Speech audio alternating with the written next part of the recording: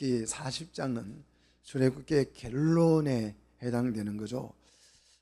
출애굽의 그 결론이 무엇인지를 오늘 우리가 그래서 살펴볼 것입니다. 자, 이 출애굽기 결론에 출애굽한 목적이 담겨 있는 거예요.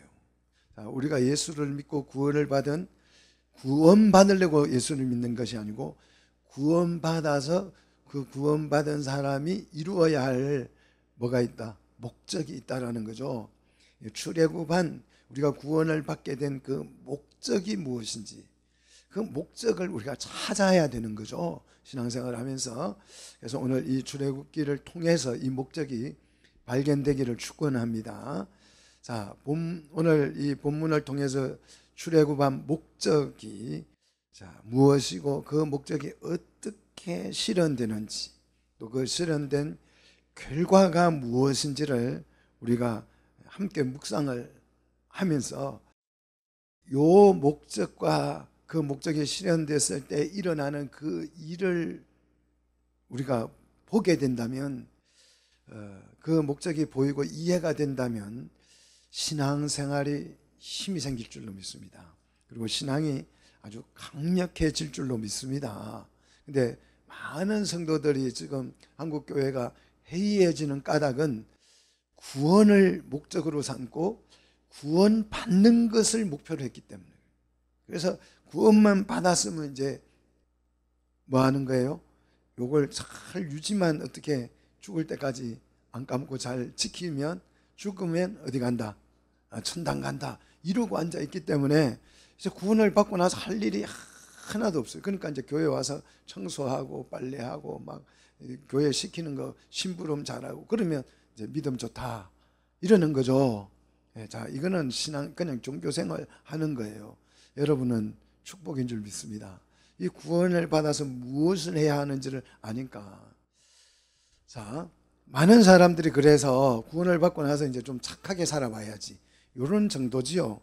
그래서 뭐 착하게 살아서 뭐 세상에 빛도 되고 소금도 되고 또 선한 일도 하고 착한 일도 하고 뭐 이렇게 좀 그리스도인답게 살자 뭐 이런 얘기를 많이 해요. 그러면 왜 그렇게 살아야 되냐? 그 구원에 도움이 그게 되냐? 아니, 구원은 받았고 그거는 구원에 도움이 안 되는데 하나님을 믿는 백성이니까 뭐 그렇게 살아야지. 예? 하나님 영광을 위해서 살아야지. 뭐 이러고 다들 앉아 있죠. 교회들마다 가보면.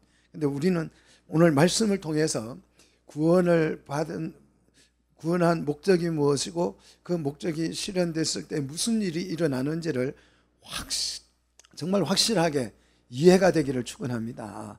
자, 그래서 1절을 보시면 여호와께서 모세에게 말씀을 하시죠. 자, 오늘 하나님이 무엇을 말씀하셨습니까? 자, 모세에게 하신 말씀이 뭡니까? 성막을 실제로 세우라고 하는 거죠. 자, 실제 그 성막에서 이 성막을 세우게 될 때 그 성막에서 무슨 일이 일어나게 될 것인지 여러분 오늘 본문을 통해서 잘 보시기를 바랍니다. 자, 성막을 통해서 출애굽한 목적이 실현되어지는데 출애굽을 한 이유가 뭐였어요? 왜 출애굽을 하려고 했습니까? 이스라엘의 노예로부터 해방하고 자유를 얻어서 정말 즐겁게 살고 싶어서 그게 목적이었나요? 왜 출애굽을 한 이유, 목적이 뭐였어요? 광야로 사흘 길을 가서 뭘 하겠다? 절기를 지키겠다라는 거예요. 절기를, 이게 출애굽기에 가장 먼저 나오는 내용이. 자, 이걸 이해를 못하면 출애굽기를 설명을 들으나만 하죠. 출애굽을 한 그 목적 의미가 가서 절기를 지키겠다는 거예요. 누구에게? 하나님께. 하나님이 내게 와서 절기를 지키라 명령하셨기 때문에 그 출애굽을 하게 된 거죠. 그냥 개인적 자유, 그 노예에서 풀려나고 이런 게 목적이 아니고 사흘길 광야로 가서 뭐 하겠다? 절기를 지키는 게 목적이었어요. 자, 이 절기를 지키기 위해서 뭐가 필요하다? 성막이 필요했다는 거죠. 이해되십니까? 그래서 성막을 실제로 이제 세워야 하나님 앞에 이 절기를 가서 지킬 거 아니에요. 그죠? 그래서 그러면 이 성막이 뭐냐? 성막이 뭐냐 그러면 하나님이 임마누엘할 장소입니다. 자, 우리끼리 모여서 뭐 축제를 한다든지, 원래 절기라는 말을 축제라는 의미예요. 우리나라 말로 하면 축제를 말하죠. 6월절 축제, 오순절 축제 뭐 이렇게 하는 거죠. 이 축제, 이 절기를 우리끼리 모여가지고 즐겁게 행복하게 기쁘게 지킨다면 그건 아무런 의미가 없죠. 자, 그 모임 위에, 축제하는 그 모임 위에 누가? 하나님이 뭐 하셔야? 임재를 하셔야 이 모임이 성막이 되는 거죠. 예, 정말 귀하고 값진 것이 되는 거죠. 자, 그래서 하나님께서 출애굽을 하여서 절기를 지키기 위해서 무엇에 관심을 가지셨어요? 이 성막에 관심을 가지시죠. 그래서 성막에 관해서 지금 그 시내산에 도착해서부터 지금까지 꾸준히 무슨 얘기합니까? 약 8개월 동안을 이 성막에 관한 얘기만 하셔요. 네, 성막에 관한 얘기만. 정말 8개월 동안 출기장창 매일 365일 매일 그 성막에 관한 말씀들을 하신 거죠. 자, 하나님은 이렇게 성막에 관심이 많죠. 그렇다면 구원을 받은 우리도 어디에 관심을 가져야 되겠어요? 이 성막에 관심을 가져야 합니다. 성막이 있어야 우리가 절기를, 신앙생활을 할 수 있으니까요. 자, 그래서 하나님이 임재할 그 성막을 만들라고 명령하셨고, 이제 2절을 보시면 성막을 다 만들고 나서 설치할 방법을 말씀하죠. 언제 성막을 설치하고 어떻게 배치를 하는 것을 쭉 이제 2절 이하에서 말씀을 하고 있는데, 자, 2절을 보시면 언제 성막을 세우라고 날짜를 지정합니까?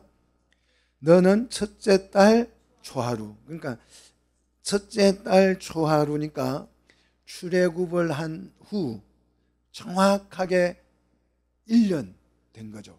자, 성막을 설치하는 날짜가 출애굽으로부터 시작해서 딱 1년 되는 1월 1일이에요. 이스라엘의 이 신년은 출애굽한 날짜가 신년이에요. 우리는 1월 1일이죠. 그런데 이스라엘의 1월 1일 설날은 이 이스라엘 백성이 출애굽한 그 날이 설날입니다. 그래서 이 출애굽을 한 후 정확하게 첫째 달 초하루가 됐으니까 정확하게 만 1년이 된 거죠. 그래서 이 1월 1일은 새로운 출발을 의미하는 거죠. 그래서 이 시내산에 도착해서 8개월 15일 정도가 지났습니다. 8개월 내내 무엇에 관해서 말씀하셨다고요? 성막에 관해서 하나님이 이렇게 긴 시간을 말씀했어요. 출애굽해서 시내산까지 오는 데는 4개월밖에 안 걸렸죠. 8개월 동안 이 시내산에 있었으니까, 그죠? 자, 시내산에서 8개월 동안, 그러니까 출애굽 2년 1월 1일에 니산월 아빔월이라고 표현하기도 하죠. 바로 그 1일에 요즘 태양력으로 하면 3, 4월경에 새해 첫날 성막 곧 회막을 세우고 그랬어요. 설치하고 그랬습니다. 자, 성경에서 신년은 구원을 받은 그날이에요. 믿습니까? 우리의 신년은요, 바로 우리를 구원하신 이 날이 우리의 신년이어야 합니다. 그러면 신년은 세상에서는 공휴일이라 그럽니다. 그냥 쉬라는 거죠. 그렇지 않아요. 이 신년은 뭐 하는 날입니까? 성막을 세우는 날이죠. 내가 구원을 받은 순간부터 우리가 해야 될 일이 있다면 그것은 뭐 좀 착하게 살아볼까, 남들 도와줄까 이런 게 아니고, 물론 그것도 필요하고 중요한 일입니다. 그게 나쁘다는 뜻은 아니에요. 근데 우리의 목적은 성막을 세우는 일이에요. 구원을 받은 바로 새해 첫날부터 우리가 해야 될 일은 뭘 한다고요? 구원을 성막을 설치하는 세우는 일을 해야 된다. 자, 2절을 계속 보십시오. 성막 곧 해막을 세우고 그랬죠? 성막 곧 해막을 세우고 그랬습니다. 자, 성막 곧 해막이라 그랬어요. 왜 이걸 단어를 구분해서 쓸까요? 그냥 성막이라 하든지 해막이라 하든지 이렇게 쭉 한 가지만 쓰면 되는데 왜 성경은 꼭 이렇게 성막 곧 해막을 세우고 이렇게 말씀을 할까요? 이게 의미가 전혀 다른 거예요. 자, 성막은 히브리 단어로 미시칸이라 그럽니다. 미시칸은 거처를 의미하는데 하나님이 거하는 장소를 일컫는 말이에요. 하나님이 오셔서 거처하는 장소를 미시칸이라고 하고요. 그럼 해막은 뭐냐? 이 해막은 두 개의 단어가 결합된 단어죠.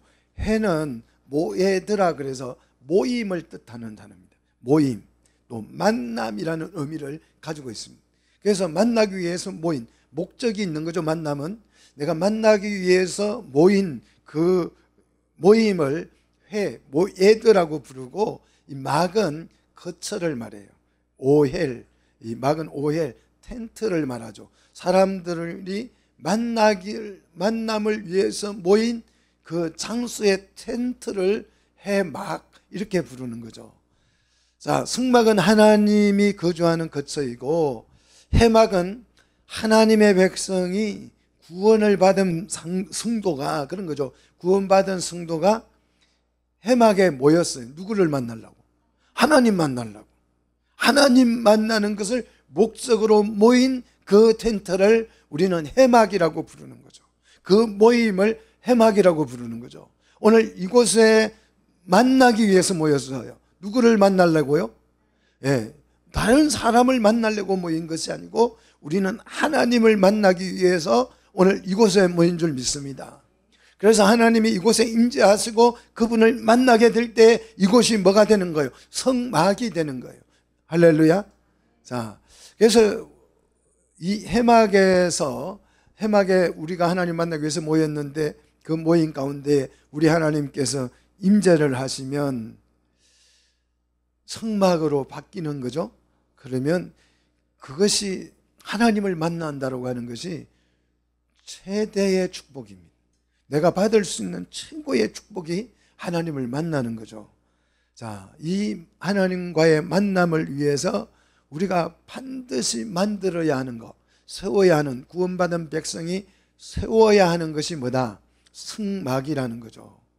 그래서 성막의 모든 기구들이 성막만 있으면 되는 것이 아니라 그 성막의 안에 있는 기구들이 있어서 그 기구들이 기능을 할 때에 하나님이 임재하시고 하나님을 만날 수 있게 되는 거죠. 그래서 이 성막을 만들도록 명령을 하셨고, 이 성막을 만들 때에 그 성막의 도구를 누구 것으로?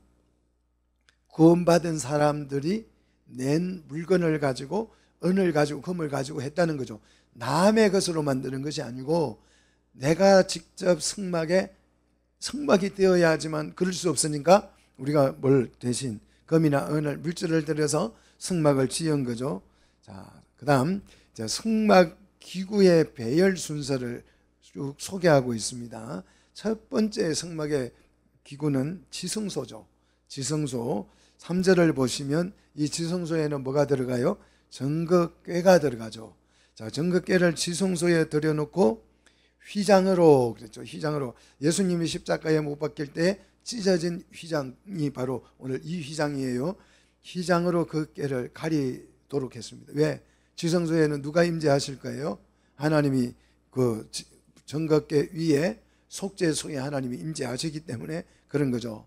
자, 그 다음 두 번째, 이제 휘장으로 가리고 나서 나오면 성소가 되죠. 지성소에서 이제 성소로 나와서 성소에 뭘 설치합니까? 세 가지죠. 첫째, 진설상, 그 다음 등잔대, 금향단이죠. 자, 진설상은 뭘 의미한다고요? 말씀을 의미하고, 등잔은요 성령을 의미하고, 금향단은 기도를 의미한다고 그랬습니다. 자, 성소 안에서 말씀과 성령과 기도가 충만해지는 거죠. 자, 4절을 보시면 성소에 들여놓고 그 위에 물품을 진설하라. 이 물품은 뭡니까? 진설병이죠. 떡병, 말씀을 의미한다 그랬습니다. 4절 계속 보시면 성소에 들여놓아 등잔대를 들여놓아 뭘 켜라고요? 불을 켜는데 이 불은 꺼져서는 안 돼요. 항상 성령의 조명이 24시간 풀가동돼야 될 줄로 믿습니다. 그 다음 5절을 보시면 정극계 앞에 금향단을 두고 이제 성막 문에 휘장을 다는 거죠. 자, 앞에 3절의 휘장은 성소와 지성소를 가로지르는 휘장이라고 한다면 오늘 이 5절에 정극계 앞에 두고 성막 금향단을 정극계 앞에 두고 성막 문에 휘장을 다는 것은 이제 성소의 문이 되는 거죠. 성소의 문을 닫으면 이제 닫고 나오면 뭐가 됩니까? 성막 뜰이 나오겠죠. 성막에서 지성소에서 성소에서 나왔으니까 성막 뜰이 되는 거죠. 이 성전 구조를 여러분 잘 이해하십시오. 맨 안쪽에 지성소, 지성소에서 나오면 성소, 성소에서 나오면 제단뜰이라고 하기도 하고 성막의 뜰이라고도 하죠. 자, 이 성막 뜰에는 6절 뭐가 있습니까? 6절에 보니까 뭐가 있어요? 번제단이 있죠. 이 번제단은 성막 문 앞에 설치하도록 했고요. 7절을 보시면 그 다음에 뭐가 있어요?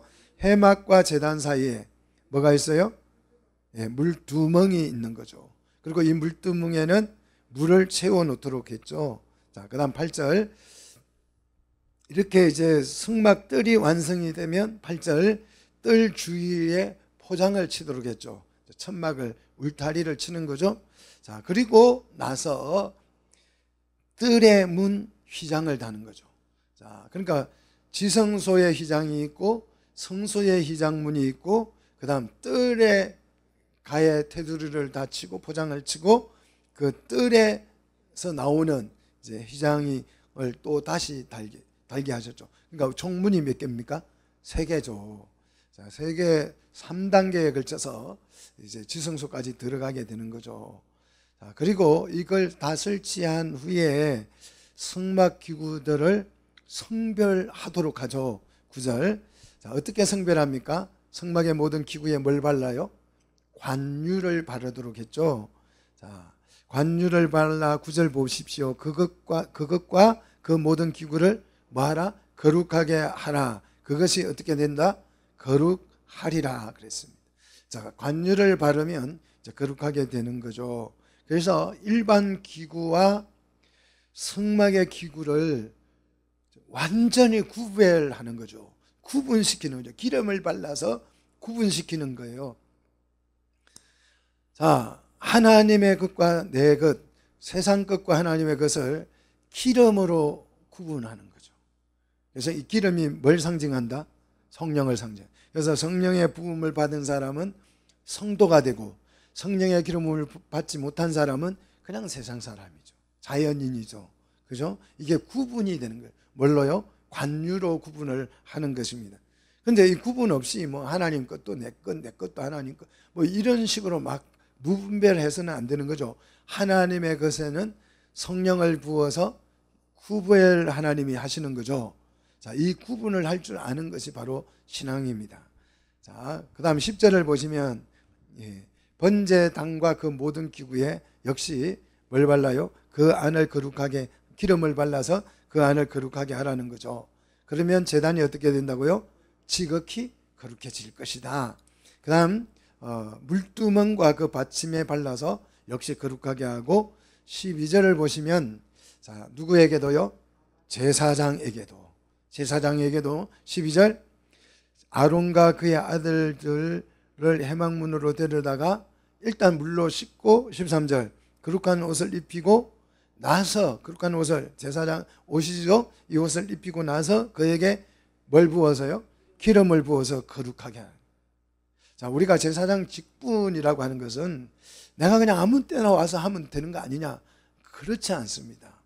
기름을 거룩하게 부어서 난 후에 그가 내게 제사장의 직분을 행하게 하라는 거죠.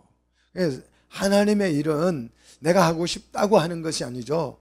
성령의 기름 부으심이 있고 그 기름 부으심 뒤에 내가 이 직분을 행할 수 있게 되는 거죠.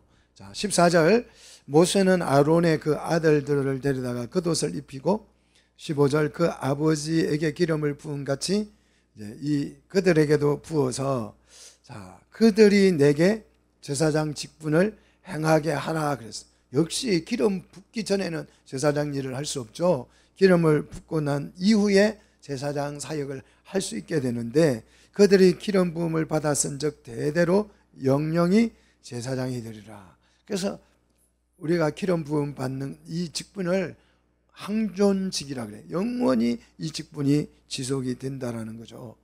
기름을 부어서 성별된 자만이 하나님의 일을 제사장 그 직분을 수행할 수 있다라는 거죠.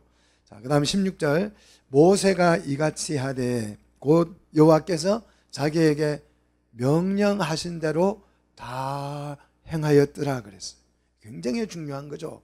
하나님의 말씀대로 하지 않으면 의미가 없는 거죠. 하나님의 말씀을 따라서 성막을 지을 때에 그 성막이 가치가 있는 것이지 내가 멋있게 아름답고 화려하게 아무 소용없습니다. 물론 성막을 예술가들이 지으면 훨씬 더 잘 지을 수도 있어요. 우리 교회도 만약에 전문가 인테리어를 데리다가 요 안에를 좀 한 1, 2억 줄 테니까 인테리어를 좀 멋있게 해주세요. 그러면 아마 여기 들어오면 막 깜짝 놀랄 정도로 이 공간이 확 바뀔 것입니다. 정말 상상도 못할 정도로 아름답게 바뀔 수 있습니다. 자, 그러나 아름답게 짓는 게 목적이 아니고 어떻게 짓는가? 여호와께서 명령하신 대로 하는 것이 중요하죠. 자, 이렇게 성별하게 한 후 성막을 실제 설치를 하죠. 언제 설치를 한다고요? 출애굽 제2년 1월 1일 성막을 세웠죠. 그리고 이 성막을 누가 세웁니까? 18절에 보니까 모세가 어떻게 설치한다고요? 자, 성막 설치하는 과정을 보십시다. 18절 받침을 놓고 널판을 세우고 띠를 띄우고 기둥을 먼저 세우죠. 그 다음 19절 성막이 막을 펴고 그 위에 덮개를 덮습니다. 이제 그 성막의 외형을 완성하는 거죠. 자, 이 외형도 자기 임의대로 한 것이 아니고 어떻게 했다고요? 여호와께서 모세에게 명령하신 대로 했다는 거죠. 자, 그 다음에 지성소를 설치하는데요. 정것계 속에 넣고 정것판을 꾀 속에 넣고 정것판을 하나님이 주신 돌판이죠. 이 돌판을 꾀 속에 넣고 새를 꿰고 속죄소를 꾀 위에 얹고 두고 나서 20절, 21절 정것계를 성막에 들여놓고 가리개 휘장, 아까 앞에서 이야기했던 예수님이 십자가에 못 박혔을 때 찢어졌던 그 휘장이죠. 그 휘장을 늘어뜨려서 꾀를 가리도록 했습니다. 자, 지성소가 완성이 됐어요. 근데 이걸 자기 임의로 한 것이 아니고 어떻게 했다? 여호와께서 모세에게 명령하신 대로 됐다. 이렇게 날인 도장을 찍잖아요. 하나님께서 하신 대로 말씀하신 대로 하지 않으면 아무 의미가 없다는 얘기를 계속해서 강조 반복하고 있는 거죠. 이제 지성소가 완성이 됐어요. 이제 성소 설치할 차례죠. 자, 성소 22절 가장 먼저 뭘요? 진설상을 설치하죠. 해막 안, 곧 성막 북쪽에. 자, 성막의 문은 어느 쪽이라 그랬어요? 성막의 문은 어느 쪽으로 나 있다고요? 예? 남으로요? 동쪽. 동쪽이라 그랬잖아요. 성막문은 해가 동쪽에서 뜨니까 신랑 대신 우리 해 같은 주님이, 빛 대신 주님이 동쪽에서 오신다는 걸 상징하기 위해서 동쪽으로 문이 나 있고, 그러면 진설상은 어디에? 북쪽에 설치를 하는 거예요. 북쪽에. 그래서 동서로 성막이 세워져 있다면 북쪽에 위쪽에 이제 이 진설상을 휘장 밖에, 이 휘장 밖은 지성소 안에 아니고 지성소 밖에 성소에다가 이런 뜻이죠. 휘장 밖에 상을 놓고 23절 여호와 앞에 그 상에 떡을 진설하라는 거죠. 이 떡이 뭘 상징한다고요? 여호와의 말씀을 상징한다. 그래서 자, 역시 진설상 설치도 여호와께서 모세에게 명하신 대로 됐다 그랬어요. 이게 날인 도장이에요. 그 다음 24절 등대입니다. 자, 하나하나 기구 하나하나 하나님께서 확인을 다 하시죠. 자, 24절 등잔대죠. 자, 성막 남쪽에 이제 진설상과 마주대하게 설치를 하는 거죠. 왜? 북쪽에는 진설상, 남쪽에는 등잔대를 설치하게 해서 25절 요 앞에 등잔대에 뭘 켭니까? 불을 켜놓게 했죠. 자, 등잔대가 완성이 됐어요. 또 도장 찍어야 되겠죠. 여호와께서 모세에게 명하신 대로 됐다라는 거죠. 그 다음 세 번째 이제 지성소에 뭐만 남았습니까? 금향단이 남았죠. 26절이죠. 자, 해막 안 휘장 앞에 두라는 거죠. 그러니까 지성소 앞에, 그러니까 북쪽에는 진설상, 남쪽에는 등잔대, 그 다음에 이제 서쪽 제일 안쪽이죠. 안쪽에는 바로 속죄소, 그 법궤 바로 앞에, 휘장 앞에 뭐가 놓여지는 거예요? 금향단을 설치하는 거죠. 그래서 27절 향기로운 향을 사르도록 했죠. 역시 금향단도 내가 원하는 대로, 편리한 대로가 아니라 여호와께서 모세에게 명하신 대로 됐다라고 오늘 강조를 하고 있습니다. 자, 요거 다 설치했으면 이제 뭐 남았습니까? 28절에 휘장문을 달하는 거죠. 예, 그래서 두 번째 이제 문이 끝났습니다. 완료됐습니다. 그 다음에 이제 제단뜰, 승막뜰이죠. 승막뜰 29절 번제단입니다. 번제와 소제를 그 위에 드리게 했고, 역시 번제단도 여호와께서 모세에게 명하신 대로 됐다 도장을 찍고 있습니다. 그 다음 물두멍이에요.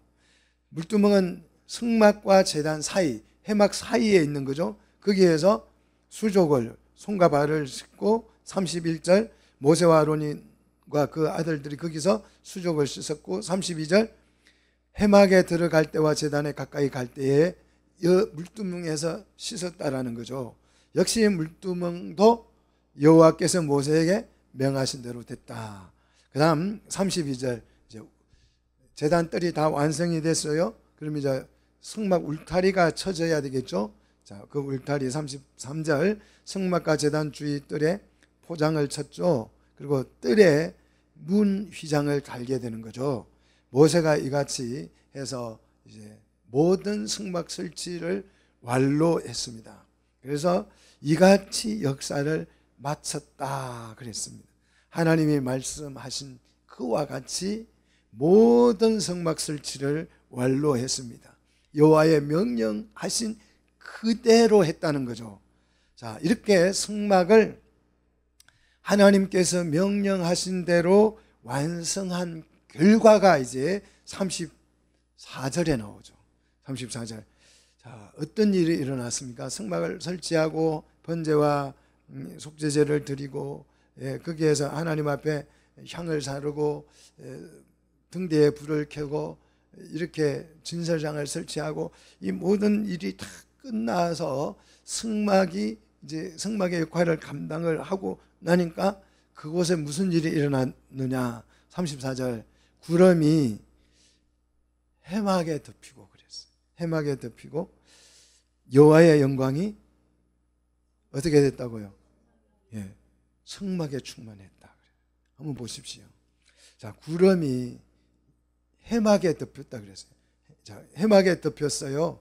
자, 해막에 덮인다는 것은 여기에 누가 오신다?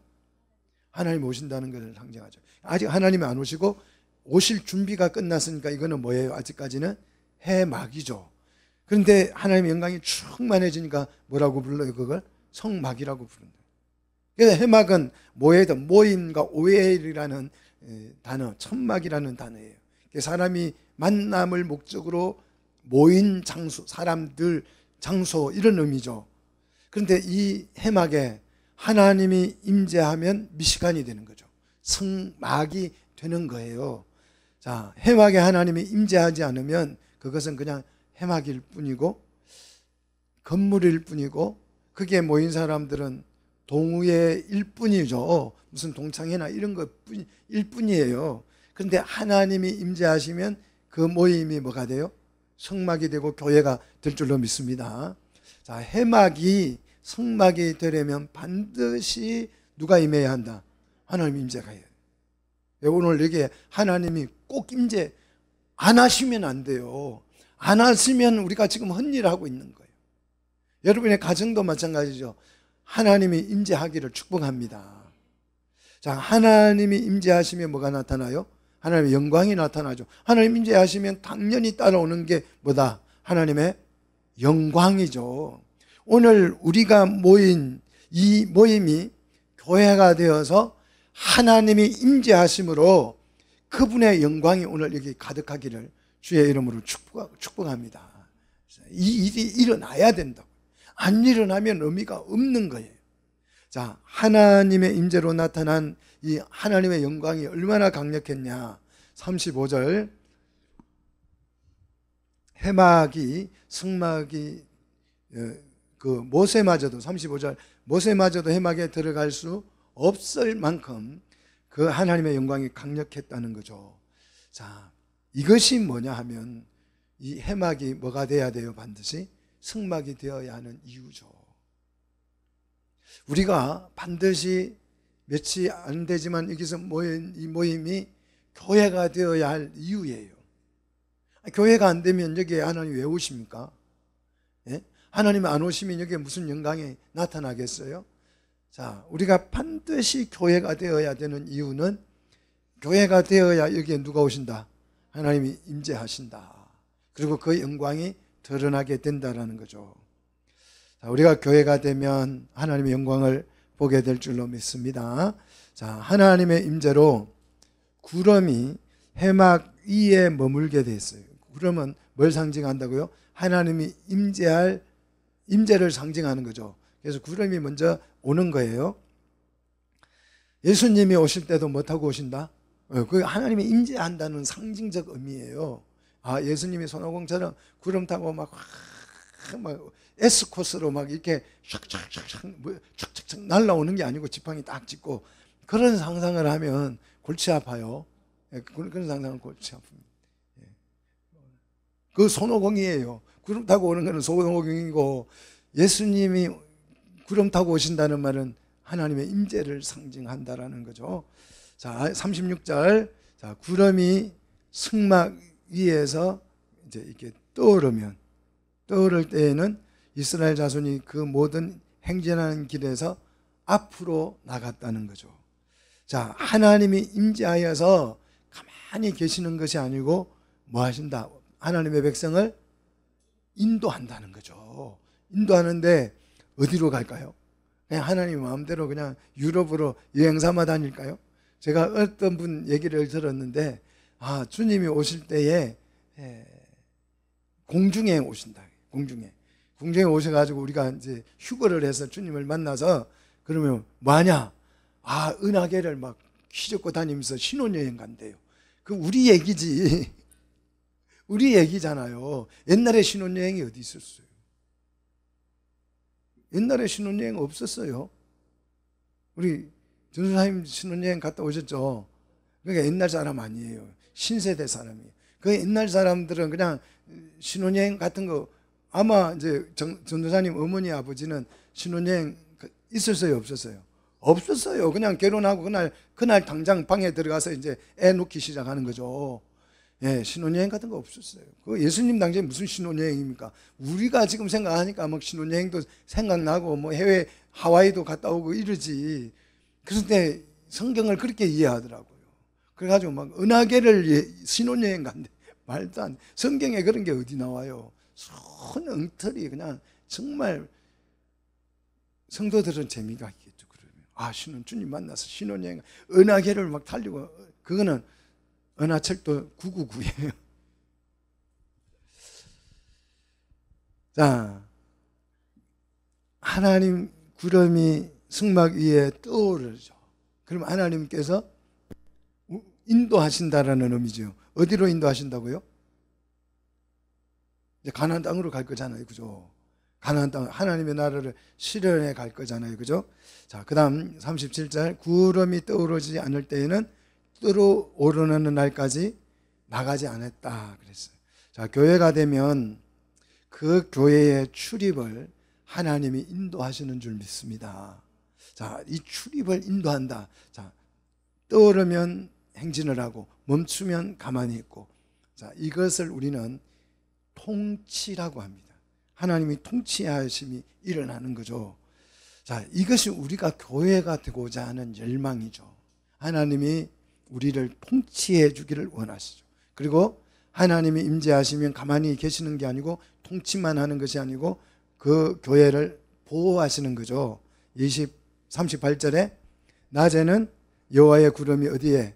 성막 위에 있고 밤에는 불이 그 성막 구름 가운데에 있음을 이스라엘의 온 족속이 그 모든 행진하는 길에서 그들의 뭘로? 눈으로 봤다 그래요. 눈으로 봤다. 자, 성도는 하나님의 인도하심과 보호하심을 눈으로 확인할 수 있어야 합니다. 하나님께서 우리를 보호하실 줄로 믿습니다. 자, 이걸요, 그 시편 기자는 이걸 이렇게 노래했어요. 자, 시편 121편입니다. 한번 보십시오. 시편 121편. 자, 이 시편 121편은 성전으로 올라갈 때 부르는 찬송이에요. 자, 올라가면서 무슨 찬송을 불렀느냐? 자, 이 찬송을 부르고 갔습니다. 자, 가면서 보니까 그 예루살렘 시온선, 시온산 이런 산들이 막 이제 나오기 시작하잖아요. 예루살렘은 산 꼭대기의 도성이잖아요. 그죠? 예. 산에 있는 성이잖아요. 시온 예루살렘으로 올라가면서 산들을 만나면서 얼마나 힘들겠어요. 얼마나 힘들겠어요. 지치고 피곤하고 주저앉고 싶고 그럴 때가 있겠죠. 그래서 이제 물어보는 거예요. 야, 산아, 나의 도움이 어디서 오냐? 그러면 산이 천지를 지으신 여호와께로부터 온다. 이렇게 산이 대답을 하죠. 안 하죠? 도봉산 보고 야, 산아, 나의 도움이 어디서 오냐 물으면 도봉산이 덜썩덜썩 하면서 천지를 지으신 여호와께로부터 온다. 대답합니까? 안 합니까? 그럼 누가 대답한 거예요? 자기가 대답하는 거죠. 묻기는 태양, 산에게 묻고 대답은 누가 하는 거예요? 내가 하는 거죠. 이게 내 신앙이죠. 내 신앙 고백이죠. 천지를 지으신 여호와께로부터 온다. 그분은 그 여행하는 동안, 뭐 우리는 교회 오는 게 그렇게 힘들지 않아요? 차 타고 오면 되니까. 그렇잖아요. 뭐 버스 타고 오는 거 좀 우리 선생님 힘들다 그러는데 하나도 힘든 거 아니에요. 그 옛날에는 저 갈릴리에서 예루살렘까지 걸어왔다고요. 힘든 거 아니에요. 걸어서 오면서 도적놈도 만나고 강도도 만나고 별거 다 만나잖아요. 다 만나는데 그 오는 길을 여호와께서 주무시지 않고 졸지도 않고 눈을 부릅뜨고 지킨다. 그리고 오른쪽에서 내 그늘이 되어서, 태양이 어느 쪽에 있어요? 동쪽에서 뜨겠죠. 그러니까 동쪽에, 오른쪽에 구름이 있어서 그늘이 되어주시고, 그래서 낮에 해가 상치 못하게 만들고 밤에 달도 너무 추워서, 근데 하나님의 영광이 구름 가운데 불이 있어서 그랬잖아요. 얼마나 따뜻하겠어요. 불이 있으니까 너를, 그 밤의 추위도 너를 해치지 못할 것이야. 그래서 너의 영혼을 지켜내실 것이다. 그래서 이렇게 하나님께서 지켜서 8절, 자 21장 8절, 여호와께서 너의 출입을 지금부터 영혼까지 지킬 것이다. 성막에서로 올라가는, 집에서 성막으로 나가면 출이잖아요. 다시 돌아오면 입이잖아요. 그러니까 성막에서, 집에서 성전에 갔다가 돌아올 때까지, 그게 출입이잖아요. 이 출입을 지금부터 언제까지? 주님 오실 때까지, 세상 끝날 때까지 하나님이 지키신다. 이게 우리 하나님의 약속이죠. 자, 너의 출입을 지금부터 영원까지 지킬 것이다. 야, 여러분 감사해야 되지 않나요? 이렇게 하나님 우리를 지키잖아요. 이게 뭐다? 통치다. 하나님이 하나님의 백성을 통치하는데 언제까지요? 영원히 통치하실 것이다. 자, 대통령이 나라를 통치를 잘하면 누가 편해요? 국민이 편하죠. 하나님이 통치를 잘하면 누가 편해요? 우리가 편한 거죠. 통치를 여러분 간섭이라고 생각하면 안 돼요. 하나님 인도 맨날 나 따라다니면서 이리 와 저리 가 저리 가 이런 식이 아니에요. 통치라니까요. 하나님이 나를 통치하시면 누가 좋아요? 나보다 훨씬 월등한 주님이 나를 코치하니까 누가 좋아요? 내가 좋은 거죠. 요게 이해되셔야 해요. 그래야 통치 안에 머물고 하나님의 영광을 기다리고 임재를 바라보는 거죠. 하나님이 아이고 불편해. 하나님이 와 계시니까 내가 가시방석이네. 이런 생각이 들면 잘못 이해하는 거죠. 하나님의 임재는 통치를 의미한다는 것을 여러분 기억하시기를 축원합니다. 우리 교회를 하나님이 통치하실 줄로 믿습니다. 통치할 때 그 영광이 드러날 줄로 믿습니다. 자, 출애굽의 결론입니다. 자, 애굽의 애굽의 노예들이 구원을 받아서 하나님의 백성이 되었어요. 하나님의 백성이 돼서 시내산에서 뭐가 됐습니까? 모였어요. 이 사람들이 나와서 애굽에서 줄기차게 나와서 어디에 모였다고요? 시내산에 모여서 해막을 만들었어요. 해막을 만들고 나니까 거기에 누가 등장하세요? 하나님이 임재하셔서 그 해막이 뭐가 됐어요? 성막이 됐다고요. 성막이 되니까 거기에 뭐가 나타났다고요? 하나님의 영광이 충만하게 나타났다는 거죠. 이 영광을 보면 하나님의 백성들은 즐거이 하나님의 통치를 따르게 되는 거죠. 하나님 영광이 얼마나 아름다운데, 얼마나 크고 놀라운데 감히 볼 수도 없을 만큼 그렇게 아름다운 그 영광을 보면 안 따라 나서겠습니까? 그 통치를 안 받겠습니까? 그렇잖아요. 통치받을 수밖에 없어요. 즐거이 하나님 앞에 나가서 통치를 받고자 싶어 하는 거죠. 그래서 통치를 받으면 뭐가 된다? 하나님의 나라가 된다. 할렐루야. 이것이 우리가 말하는 천국이다. 그렇게 얘기하는 거예요. 이 말씀이 이해되어야 이 목적을 가지고 이 목표를 향하여서 우리는 신앙생활을 할 수 있는 거죠. 이 표대를 세워놓고 바울은 어떻게 표대를 향하여서 질주를 한 거 아니겠어요? 이 표대가 없다니까. 요즘 교회는 그냥 구원을 받으면 끝이에요. 그래가지고 그냥 구원 받아가지고 돈도 많고 갈 데도 많고 먹을 것도 많고 맨날 가가지고 커피숍에 앉아가지고 커피숍에 가면 여기서 목사님 저기서 집사님 권사님 자꾸 돌아보게 된다니까. 목사님 아이고 돌아보면 나무교인이에요. 이 목적이 있어야 내가 신앙생활을 제대로 하는 거죠. 이 목적도 없이 그냥 난 구원받았네. 교회당만 줄기장창 열심히 다녀요. 정말 열심히 다녀요. 그런데 이 목적이 없어요. 그래서 교회당만 잘 이걸 안 빠지고 잘 다니면 어찌 된다? 죽어서 천당 가다 이러고 있는 거죠. 천당 갈 거야. 그러다가 요양원 들어가면 이제 끝나는 거예요. 교회당 못 가잖아요. 사랑하는 성도 여러분, 그거는 그냥 종교입니다. 그냥 종교예요. 구약 성경에는 1년에 3번만 갔습니다. 우리는 매주 나와요. 1년에 3번 나오나 52주 나오나 무슨 의미가 있어요? 뭐가 돼야 된다? 교회가 돼야 된다.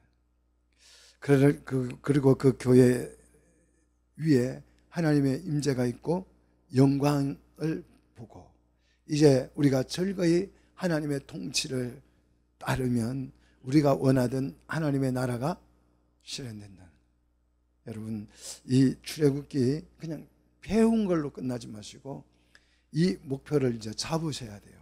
나는 신앙생활 하는 동안, 세상 살아가는 동안 나는 반드시 이 원수 같은 사람과 뭘 만들 거야? 교회가 되고 말 거야. 그 마음이 생겨. 그래야 거기에 뭐가 임한다고요. 그 사이에 그들 가운데 하나님이 임재하셔서 영광이 나타. 그냥 교회 안 되고 막 원수같이 지내면서 하나님 오시옵소서. 그 왜 옵니까? 하나님이 바쁘신 하나님이 나보러 오겠습니까? 교회 보러 오십니다. 믿습니까? 교회 가운데 임하시고 그 가운데 영광이 나타날 줄로 믿습니다.